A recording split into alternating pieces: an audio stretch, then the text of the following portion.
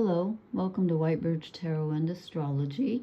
This reading is for Cancer, Sun, Moon, Rising, and I always suggest watching your Venus and Mars placements if you know where they are. And if you don't, I did a video on how to construct your natal chart on astro.com, which is free. And so look on my channel about a week or so ago, and if you can't figure something out, I'll leave my email in the comment section and I'll try to help you. It's totally free and I'm not affiliated with them in any way, but I do use their site. That's where I get only information about where the planets are, and I love it because you can do your horoscope, you can do other people's, and it saves them all for you. And then you can do like your natal horoscope with the transits around it. You can compare two people's charts together. It's a wonderful site, really. And again, I have nothing to do with them, but I use that thing all the time. So anyway, this is August 2nd as I'm doing this. This was supposed to be for Leo season, which started, a couple weeks ago. I've been very ill with a terrible cold. I still have it a bit, but I'm getting better. So I apologize. I started with Leo since it's Leo season. So you guys are last. And so thank you for being patient. I just didn't feel well enough I just couldn't get these out fast enough. So by the time I get done, it'll be ready to start actually we're having a new moon in Leo in Leo on the 4th, and then full moon in Aquarius on the 19th, which is really going to be something. There's a whole bunch of stuff going to happen, so I'll probably be posting a lot. And I really have been wanting to do a pick a card love reading. It's just been eating at me, but I haven't had time. Anyway, and also if you're watching this, I'm going to I'm going to get started on my teaching videos, how to interpret your chart. So watch for that, please. I keep saying that, but I'm approaching the time when I'm ready to do it. Anyway, so looking at Cancer right now, you are probably feeling, if you have any planets or points, and when I say points, I'm talking about like North and South Node, anything like that, or asteroids like Black Moon, Lilith, or anything. If you have anything at the end degrees of Cancer, you might be feeling that feeling of like, when's the other shoe gonna drop? And that is because Pluto, which is at 0 degrees Aquarius, is moving retrograde, which means backwards. It's not literally moving backwards, but it appears to from the Earth, so we call it that. It's going back to 29 degrees of Capricorn, which I'm not real happy about, but I can't stop it. So if you have any planets towards the end degrees of Capricorn, Capricorn or Cancer, I'm assuming you have them in Cancer, you would be watching this, then that's going to affect you because it will be exactly opposite whatever you have at the tail end of Cancer. So that's a big deal. That's like, coming back. Pluto is death, transformation, and rebirth. And if any of you, are watching for someone else and you had a major planet like your sun or whatever, or a couple of planets in Capricorn, you know that nothing is the same. Let's just put it that way. So I'm sure it had an effect on Cancerians as well, since it was opposite you, but probably not as much as being conjunct. But it takes forever to go around the cycle, so it won't, it's like 282 years, so it won't hit you, I don't think. I think you'll be long gone by the time it comes around. But if it's heading into Aquarius, right now it's at 0 Aquarius, going back into Capricorn, but then it's going to move through Aquarius, where it's going to be for 20 years. So if you have any planets in Aquarius or like opposite in Leo, you're going to feel it. It's a big one. Anyway, as the you-know-who said to the you-know-who. So right now, other than that, you have pretty good aspects going on because Venus is in Leo, which is a good sign for you. And Mercury's retrograde in Virgo, heading back to Leo, and you're compatible with Virgo as well. You're compatible with the Mars-Jupiter energy, which is, they're going to be conjunct pretty soon. I forget the date. And the only thing that really stands out to me that might be a little awkward for you right now is Chiron and the North Nodes in Aries, because that is a square to you, which is uncomfortable energy. And that has to do with self-identity in Aries, and North Nodes is your path forward in this life. Chiron is your inner wound, your wounded healer, your inner wounds, the wound that won't heal, some people call it. So might be dealing a bit with that. Might be coming up just, minor. It's a square, which is important, but at least it's not in your sign, so be thankful for that. So I've pulled the cards, and let's see what we got. And the readings this month have been like contradictory. Like I draw a really good card, then a really bad card, then a really good card, then a really bad. And not that the cards are good and bad, but do you know what I mean? Like the energy is opposite each other, and I'm not quite sure why, except Neptune and Saturn are still retrograde in Pisces, and that's very karmic for all of us. So here we go. Top row is general overall energy and your life, career, etc. I did a bottom row for romance. And again, if you're not looking for romance or already in a relationship, this can be, whatever relationship you're in. And if you're not looking for romance in any way, shape, or form, it could be family relationships. So this is the general row, Queen of Pentacles. So here you are. You're feeling pretty good right now. You're feeling stable, fairly contented in your own power, grounded. This is very important to be grounded at this time, because there's a lot of stuff going on that isn't grounded. So this is good, and it's telling you to enjoy what you have. You're kind of the mother figure right now, taking care of people.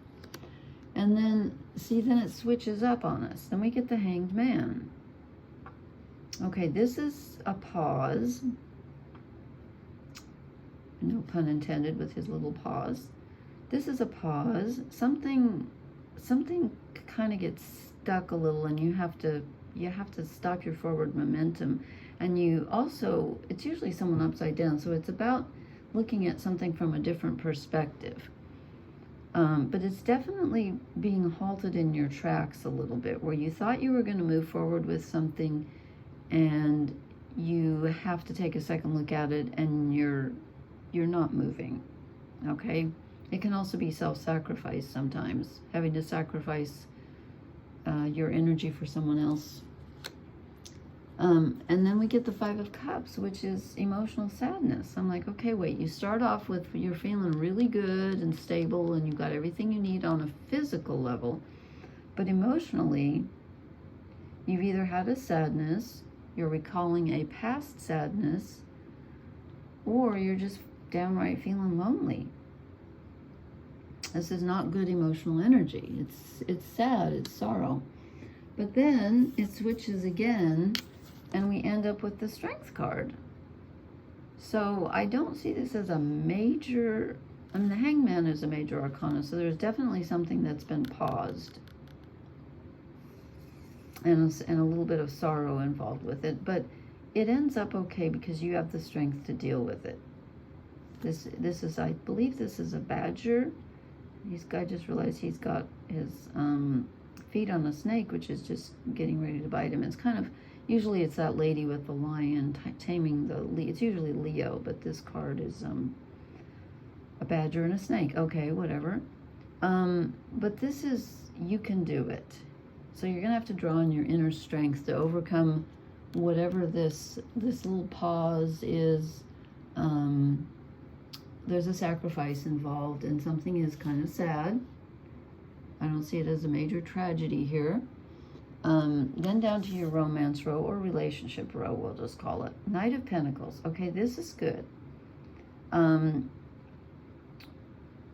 This could be you, but I feel more like it's someone else coming into you and offering you some kind of relationship stability.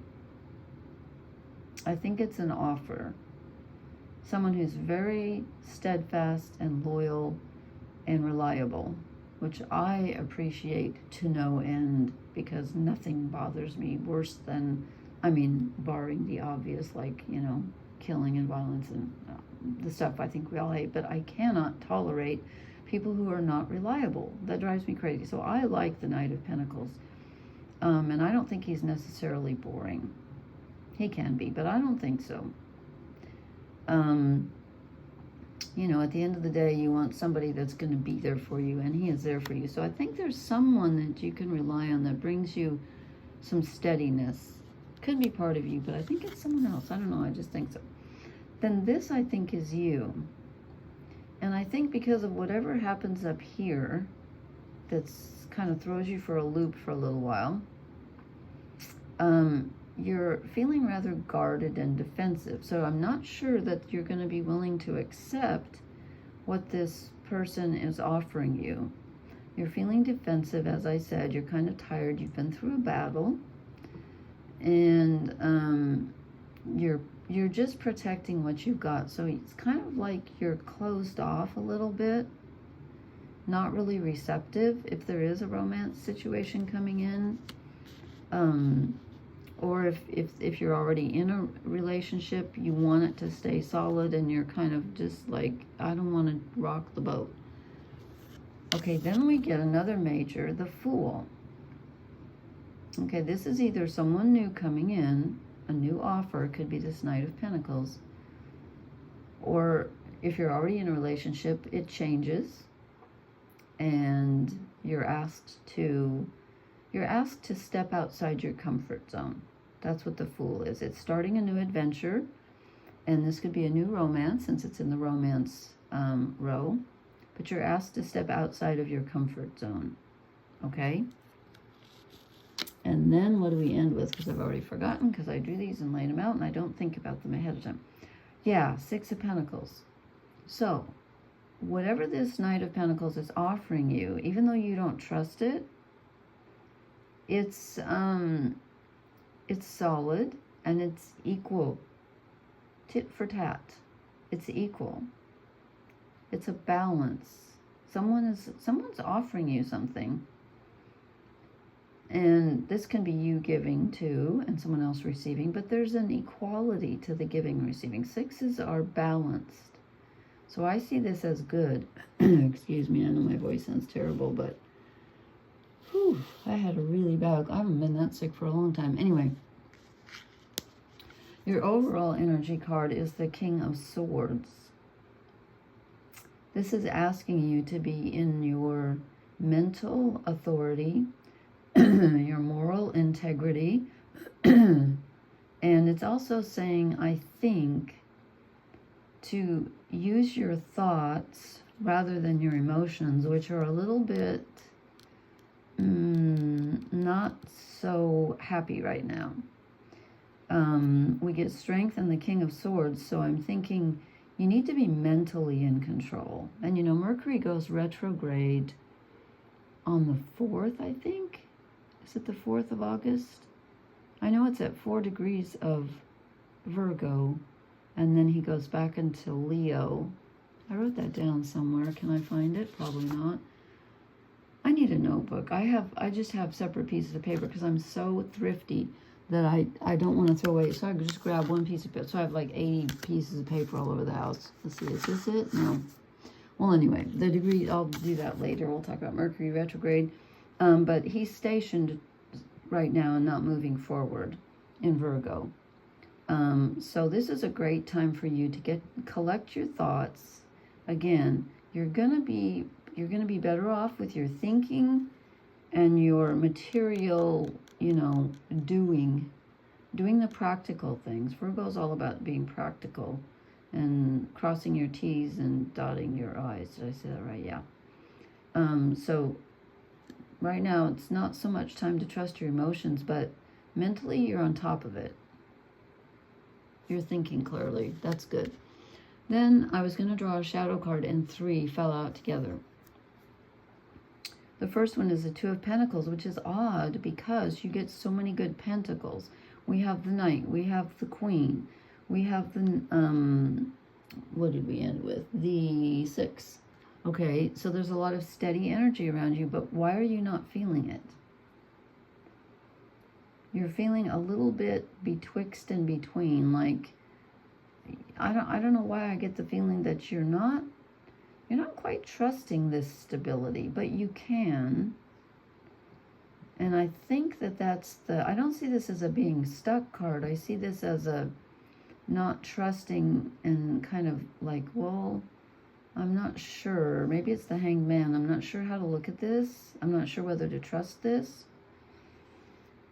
And then you get two more major arcana. You get the Devil. Now in this deck, I pulled this for myself. I generally don't do readings for myself, but occasionally I do. And I did one a few weeks ago, and a friend of mine looked at it for me, and she pointed out the fact that in this card, the Devil appears to be protecting this child and keeping them out of this dark cave. And that's a very good observation. So even though it's the Devil, I think what it's saying is that you're frightened of something. You're just not trusting something. You're just not trusting something. And you know, this little guy on the Hanged Man, he looks kind of precarious, like, oh, am I going to fall? No, you're not going to fall. But something comes up. And you know, the Devil is the Capricorn card. And in this deck, even though it's a shadow energy, I feel like it's saying that you're just not trusting. You're just not trusting that the universe is going to come through, or that people are going to actually do what they say they're going to do, but they are. They are. So I think this is fear. And then the last shadow card that fell out is one that we get in your romance reading, the Fool. So here's what I'm thinking. I'm thinking because of your fear, you're afraid to take that leap. You're afraid to trust for some reason right now. Something new comes along, or someone offers you something, and you're not trusting it. You're just scared. Instead of stepping off the cliff, this person is sitting down going, nope, I'm not going anywhere. So I think you need to overcome that fear of movement and stop trying to figure out, you know, like, which one's perfect? Well, neither one, but it's okay to step forward, because yes, you're going to have a pause. Yes, you're going to have to look at something different for a while, but you've got the strength to do it, and you've got all of the support, the physical support around you, and someone coming forward with support. You've got what you need, I think. Does that make sense? You don't feel it on an emotional level, but you do. Okay, let me pull you a couple of, I'm so proud of myself. I always interrupt myself. Do you notice that? Let me play a couple of oracle cards. And I was going to say I'm proud of myself because I found a container, and I've got my cards all in there so they're not messed up all over there.